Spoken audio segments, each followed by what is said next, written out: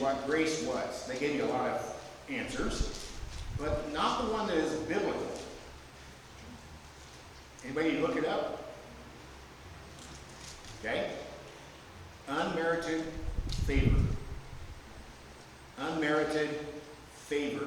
God's grace is not something we can earn or work towards or pay for. It just is. We live in his unmerited favor. We are not worthy of it, and yet he calls us to it. Will we accept it? Will we accept his grace? Okay, 1 Corinthians 3:10. By the grace God has given me, I laid a foundation as an expert builder, and someone else is building on it. But each one should be careful how he builds, for no one can lay any foundation other than one already laid, which is Jesus Christ. If any man builds on his foundation using gold, silver, costly stones, wood, hay, or straw, his work will be shown for what it is, because the day will bring it to light. I'm going to stop here for just a second. When's the last time you heard of a house being built of rock, sticks, or hay, straw? The three little pigs. Did you know that was scriptural? That is scriptural. Absolutely scriptural. Humpty Dumpty is scriptural. I want you to go back through some of these old nursery rhymes and really look at them in a biblical way. You will be shocked. Okay, now I'm going to find the place here.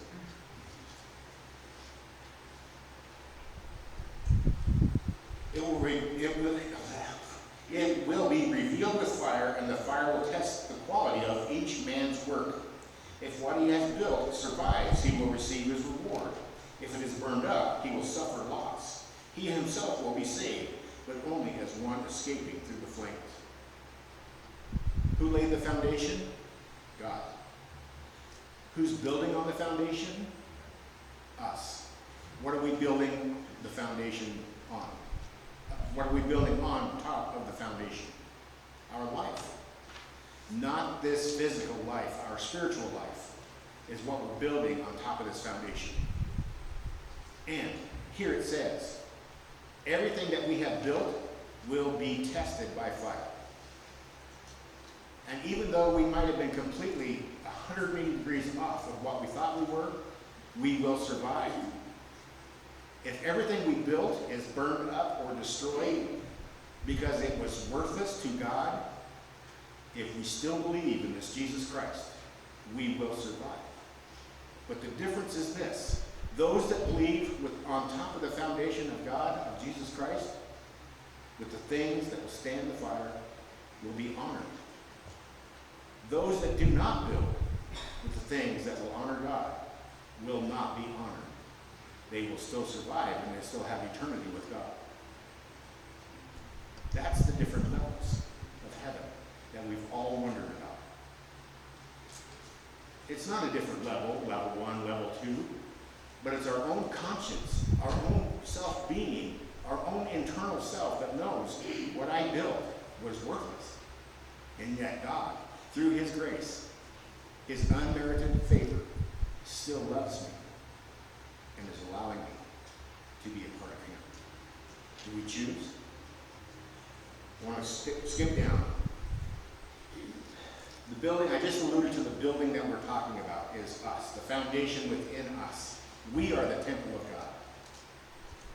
What do people see? The foundation within us is Jesus Christ.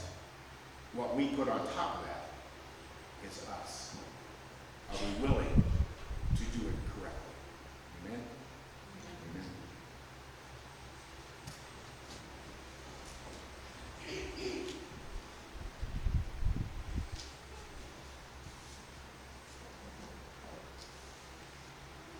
Okay, I already gave you the message. So how do we bring this down to an earthly level? How do we come to understand what we're saying about building on the foundation? I just gave part of it away to the kids. Think about if the guy who built this, and we know some of them, We know a good share of that. But the very first part of this building that was being built was not by a church member. It was by somebody we contracted with to build. And what it ended up was a wreck. The first part of this did not meet the standards that we were going to need for the walls to stand securely on the foundation. And things slowed down. And the contractor, he just kind of hid his head, saying, oh boy, what am I going to do now? And so he blamed it on the architect. And the architect's going, wait a minute, no, must be the builder. And the builder's going, no, the architect. And pretty soon we're going back and forth and nobody's wanting to actually take the blame. Have we ever been there? Finally, it came down to mediation. The architect came on site. He saw what had happened to the foundation. He corrected it, gave it to the builder. The builder said, see, I told you it was his fault. And the architect said, no, this is what it's going to take to fix your mess. But guess who paid for fixing that mess? We did. We paid an extra $1,400 for, and at that time, back in 1955, 5, that was a significant amount of money. Hard-earned, congregational money. God's money. He fixed it, and then we started in the building. But I want you to think, just like I said to the children, if we have an 1/8 of an inch back here per 10 feet, now let's make it 8 feet to make it easy math. 8 feet, 1/8 of an inch off back here, 8 feet out, it's still off an 1/8 of an inch back there. How much does that put it off out here? Pardon me? An inch. 1 inch. Think of that. 1 inch in 8 feet. This building is 40 plus feet, 50 plus feet long. Just this side of it. The blocks we can see, including those up there. 1 inch into 8 feet times 50. Can you get the visual? I mean, say it was 1/8 of an inch per 20 feet, or 25 feet, half of the room. And it'd only be off 1/4 of an inch back there. But as exposed as these lines are, some of you, A personalities, would be going absolutely snaky every single time you walked in here.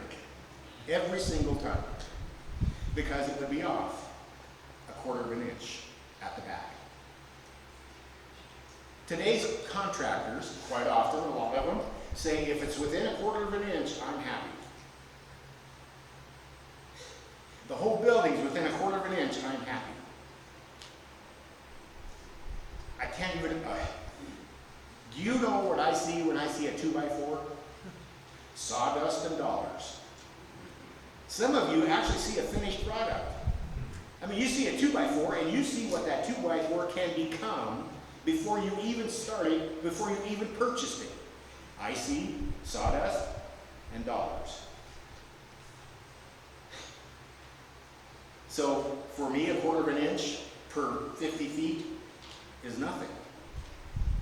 But for some of you, it has to be exact. God does not ask us to be exact. I want you to think about that. When he asks us to build upon the foundation that's in our life, he leaves room for error. Because he can tear down what we've started and make it perfect. When we find out 60 years down the road, the thing I built my whole life, and I look at it now, and it's 1 inch off. I have to recognize that fact. That's my mistake. But I know God can fix that mistake. And I hand it to him and say, Father, please reconstruct in a way that you cannot help but be blessed by redoing what I've messed up. And he will. In fact, he asks us to allow him to do that. But free choice. He says you have to ask.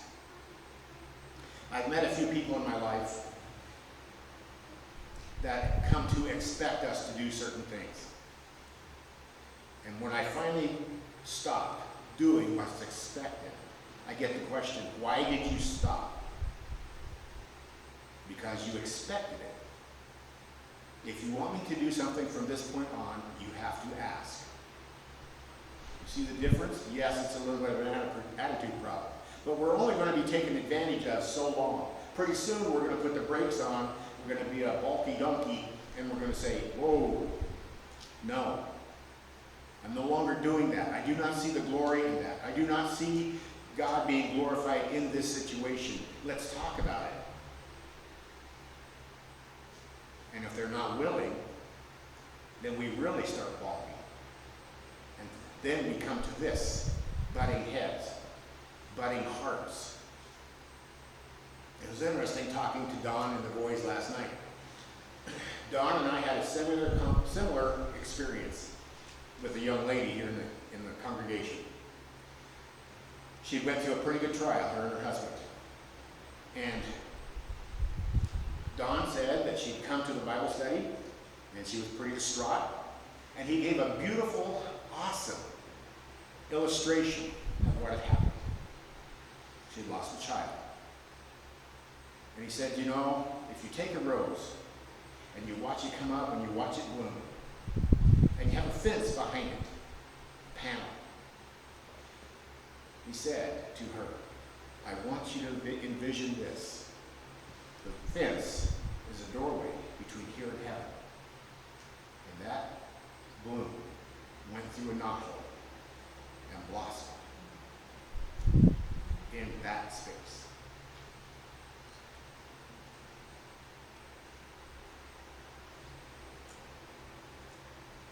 Are we allowing God the glory that he so deserves from this foundation laid in each one of us?